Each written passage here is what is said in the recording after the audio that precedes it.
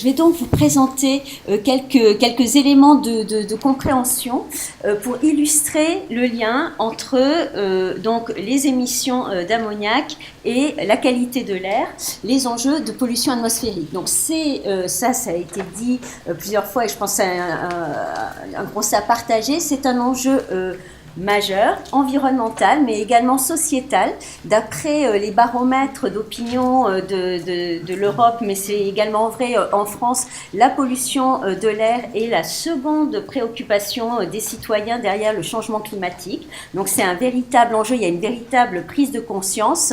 Et puis c'est quelque chose de toute façon qui est avéré. Lorsqu'en effet, Anne faisait mention d'un certain nombre d'études sanitaires, d'impact sanitaire de la pollution atmosphérique, le nombre de décès prématurés imputables à l'exposition à la pollution atmosphérique et en particulier aux particules fines sur lesquelles je vais revenir. Il n'y a pas que les particules fines, il y a également des polluants tels que le dioxyde d'azote ou l'ozone qui peuvent avoir des impacts négatifs, néfastes, mais on ne parle pas aussi assez des impacts environnementaux. Donc Pierre a introduit des enjeux d'acidification, d'eutrophisation des écosystèmes terrestres, également des écosystèmes aquatiques, qui sont liés au dépôt de polluants atmosphériques et qui peuvent engendrer une perte de biodiversité. Je mentionne également les effets néfastes, vous êtes directement concernés, de l'ozone sur les végétaux et en particulier sur les cultures, qui entraînent des pertes de rendement agricole qui commencent à être quantifiées et mesurées en termes monétaires. Alors, les épisodes de pollution. Donc là, je vais me focaliser un petit peu plus sur la pollution atmosphérique particulaire. Donc, l'exposition aux particules fines, voilà, parce que c'est là où on va pouvoir faire le lien le plus direct avec l'ammoniac. Donc, quelle est la situation en France aujourd'hui? Donc là, vous avez alors, je viens de pointer. Donc là, vous avez un petit schéma que l'on a établi à partir de la base nationale de données qualité de l'air qui s'appelle Géodair, qui est gérée par le laboratoire central de surveillance de la qualité de l'air et qui compile les observations de tous les réseaux de surveillance de la qualité de l'air régionaux en termes de concentration de polluants atmosphériques. Et là, vous voyez le nombre moyen de dépassement sur la période 2013-2018, donc sur 5 ans, de la valeur limite journalière en particules PM10. Donc, particules PM10, particules de diamètre inférieur à 10 microns. Et ce que vous voyez, c'est une répartition donc, dans le temps au cours de l'année, donc sur les 12 mois. Et alors, une situation assez récurrente tous les ans, des niveaux, des dépassements, donc des plus hauts niveaux de particules en hiver, au mois de décembre, janvier, février, mars, avril, et après une période plus de repos. Et ça, c'est quelque chose que l'on a constaté, que l'on constate depuis des années, cependant avec des variabilités interannuelles. Voici la situation en 2014. Alors en 2014, on a eu un pic énorme, c'est certainement le plus grand pic en termes de nombre de dépassements de cette valeur limite journalière enregistrée au cours des 6-7 dernières années, donc au mois de mars. Donc là, mars, on va reparler du lien avec l'ammoniac. Et par contre, en 2018, on n'a pas eu grand-chose tout au long de l'année, avec, sauf un petit quelque chose, au mois de février, des épisodes de pollution particulière assez singuliers en 2018. Et donc, cela entraîne, comme l'expliquait Anne, des situations parfois de contentieux, puisqu'on dépasse des valeurs limites réglementaires. Alors, comment se répartissent ces dépassements? Donc là, c'est une espèce de carte du nombre d'années où il y a des dépassements par zone. Et par exemple, on voit que sur l'Île-de-France, c'est là où on a le plus d'années où des dépassements de ces valeurs limites ont été observés. Donc, c'est des zones d'attention, également en Alsace, en PACA et en Rhône-Alpes. Les épisodes particuliers en France. Alors, on est capable maintenant, avec les moyens qui sont déployés notamment par les associations de surveillance de la qualité de l'air et par le laboratoire central de surveillance de la qualité de l'air, sous tout cela sous la tutelle du ministère en charge de l'environnement, on est capable de définir une typologie d'épisodes parce qu'on a des moyens de mesure de la composition en continu ou a posteriori de la composition chimique des particules. Donc on sait de quoi sont faites ces particules. On a des zones de surveillance, des stations de surveillance. Donc là, ce sont les zones qui sont surveillées depuis 2015 à peu près. Donc sur ces zones, il y a des filtres que l'on collecte au niveau du laboratoire central régulièrement, sur lesquels on fait des analyses chimiques.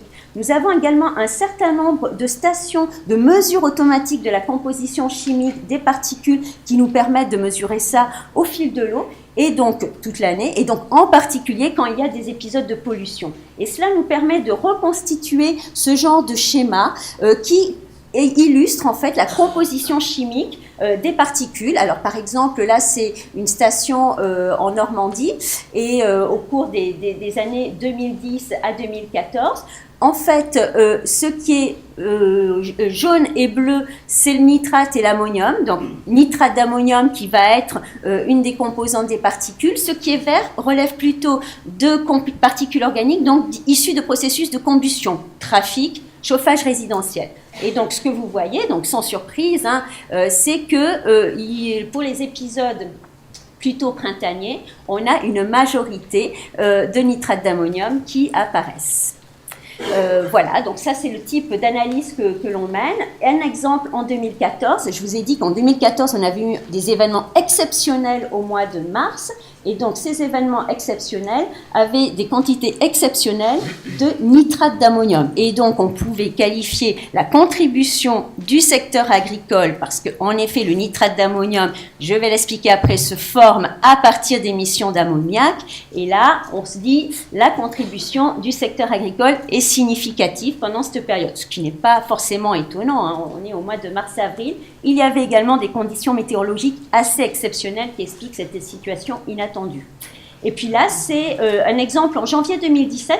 Je voulais montrer parce qu'elle est elle nous a beaucoup intrigués. On a eu des échanges avec les spécialistes du secteur agricole, parce que là, vous voyez, on a une forte contribution verte, donc des aérosols organiques secondaires, donc combustion, chauffage, trafic. Donc ça nous va bien. C'est au mois de janvier 2007. Mais vous voyez que la contribution bleue qui représente le nitrate d'ammonium est relativement significative, et ça on s'y était pas forcément attendu à cette période de l'année. Voilà, alors juste pour dire deux mots sur les épisodes de pollution particulière, ce sont des épisodes multisources. De toute façon, tous les secteurs d'activité contribuent à la création d'épisodes particulières, que ce soit l'industrie, le chauffage résidentiel, combustion du bois, le trafic routier et non routier, et l'agriculture.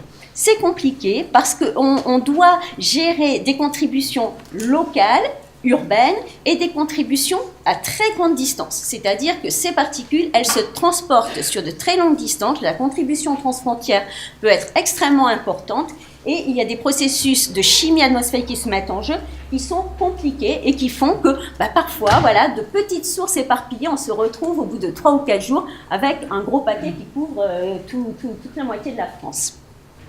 Le nitrate d'ammonium, Pierre l'a évoqué tout à l'heure.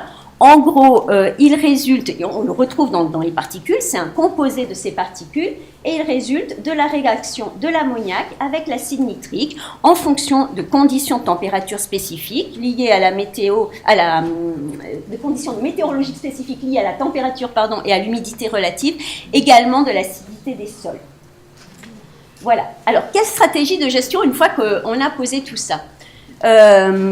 Il est donc important, quand on parle de particules, on ne va pas dire, on va réduire les particules en réduisant les émissions de particules. Vous l'avez compris, il y a des processus de formation secondaire, et il faut également agir sur les précurseurs gazeux, les oxydes d'azote, les oxydes de soufre, l'ammoniac. Ces processus peuvent se développer à grande échelle, donc c'est cet effet de marmite chimique que j'évoquais à l'instant, et donc il est important de promouvoir une concertation entre les niveaux géographiques d'action, la ville, la région, le pays, et peut-être même au-delà, et évidemment entre les secteurs. Il n'est pas question de cibler un seul secteur, les processus sont tellement complexes, voilà, hein, le nitrate d'ammonium, c'est l'ammoniac plus les oxydes d'azote, trafic et chauffage résidentiel. En plus de ça, tout ça c'est non linéaire, c'est-à-dire que ce serait bien facile de se dire, bah voilà, je réduis de temps mon ammoniac, et ben j'aurai une réduction de temps de mes particules. Eh ben non, ça ne marche pas comme ça, c'est complètement linéaire. Donc des fois, on est très content de l'action que l'on a prise, et puis l'effet constaté sur les concentrations atmosphériques, sur la qualité de l'air, n'est pas aussi évident. Par contre, quand on fait un petit peu l'analyse des équations chimiques, on se rend compte qu'à réduction de masse, à réduction de niveau de masse équivalente, réduire l'ammoniac peut être 3 fois plus efficace que réduire les oxydes d'azote. Ça, c'est juste l'équilibre chimique. C'est l'équation que je vous ai montrée tout à l'heure, ou les équations, et on se rend compte de ça. Malheureusement, cette efficacité est contrebalancée par les régimes chimiques, c'est-à-dire que ça, c'est bien, ça c'est la théorie chimique, mais il se trouve qu'il y a de l'ammoniac qui est déjà présent et qui reste et qui s'accumule au cours des jours, ce qui crée certains régimes chimiques, donc des régimes d'excès, par exemple dans l'atmosphère, qui réduisent l'efficacité des actions que l'on peut prendre. Et par contre, ce que l'on sait, c'est que c'est non linéaire, donc il y a une espèce de palier un peu plat, et puis au bout d'un moment, lorsqu'on va prendre des actions très très ambitieuses, et tellement ambitieuses que peut-être pas réalistes, allez, réduisons de plus de 30% les émissions d'ammoniac, là on va avoir un effet très très important à cause de ces phénomènes non linéaires. Donc vous voyez, c'est compliqué, c'est vraiment compliqué de trouver la bonne mesure. Donc juste pour illustrer un tout petit peu ça, je reviens sur mars 2014, pour nous c'est un cas d'école. On a fait des simulations avec le modèle que l'on développe, le modèle de qualité de l'air avec le CNRS depuis une vingtaine d'années qui s'appelle Chimère, que l'on utilise pour le ministère, pour toutes les simulations de scénarios de stratégie de réduction des émissions du ministère. Ici, pendant l'épisode de mars 2014, on a réduit par exemple les émissions de 30% d'ammoniac agricole, et voilà l'effet sur les concentrations atmosphériques de nitrate d'ammonium, c'est des pourcentages, donc vous voyez que voilà, il y a un gradient, hein, c'est plus ou moins important du nord au sud, et là je réduis dans la même proportion 30% les oxydes d'azote, et en fait il semblerait que réduire l'ammoniac, c'est un peu ce que je vous ai dit, on n'était pas forcément surpris, est plus intéressant que de réduire les oxydes d'azote. Ceci dit, définitivement, le plus intéressant, c'est de tout réduire. Encore une fois, il ne s'agit pas, ce serait complètement vain et inefficace de ne cibler qu'un secteur dans nos stratégies de gestion de la qualité de l'air. Là, on réduit les deux, et là, on commence à avoir une carte qui devient de plus en plus positive. Donc, on atteint des niveaux de réduction de 15-20%. Juste, Pierre a évoqué, donc je vais très vite, je parle beaucoup de la santé comme un driver des décisions, mais il y a aussi les problèmes d'eutrophisation des écosystèmes, ces excès de dépôts azotés qui induisent des pertes de biodiversité. La réglementation européenne prévoit tout de même un dispositif de surveillance des effets de la pollution atmosphérique sur les écosystèmes, et donc la réduction des dépôts azotés va être un enjeu dans le futur, certainement, après 2020, dans les réglementations post-2020. Donc là, c'est juste une évolution des excès de dépôts azotés en Europe en 1990 et en 2020. Et en fait, quand il y a de la couleur, c'est que ces excès ont un effet néfaste sur les écosystèmes. Il faudrait que ce soit tout blanc pour que ce soit bien. Donc il y a encore un petit peu de travail à faire. Voilà. Donc, pour conclure, quelques éléments de réflexion à partager. Réduire les émissions d'ammoniac, c'est un véritable enjeu, on le partage tous. Mais les niveaux d'ambition de réduction requis pour les objectifs de qualité de l'air que l'on imagine, notamment le respect des valeurs limites réglementaires, mais aussi de celles plus ambitieuses de l'OMS, ne sont pas forcément compatibles avec les leviers d'action disponibles. Moi, je vous parle de peut-être un besoin de réduire de 30% des émissions d'ammoniac. Et ça, je sais que voilà, vous allez tous me dire que ce n'est pas possible. Donc là, il va falloir creuser un petit peu. Et pour creuser un petit peu, il faut qu'on améliore.